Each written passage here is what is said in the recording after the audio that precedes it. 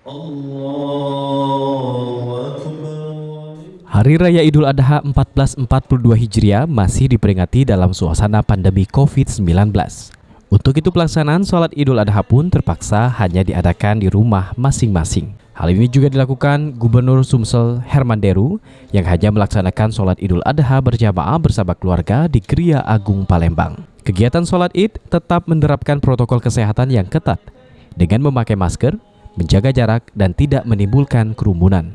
Deru mengajak masyarakat untuk memaknai Idul Adha tahun ini sebagai ujian ketangguhan solidaritas dan sebagai ujian rasa ingin berkurban. Salah satunya seperti mengorbankan kepentingan pribadi untuk mendahulukan kepentingan bersama. Masyarakat harus tetap bersyukur dan menjaga silaturahmi antar sesama.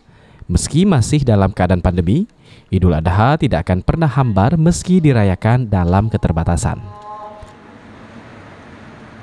Assalamualaikum warahmatullahi. Idul Adha 1442 Hijriah ini sebagai ujian ketangguhan kesabaran kita, ujian ketangguhan solidaritas kita, ujian ketangguhan rasa ingin berkorban. Karena ternyata virus ini bisa menjelma menjadi virus-virus varian baru kan.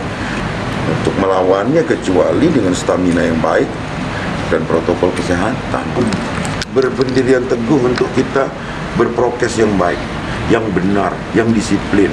Pakai masker, menjaga kebersihan, dan menjaga jarak.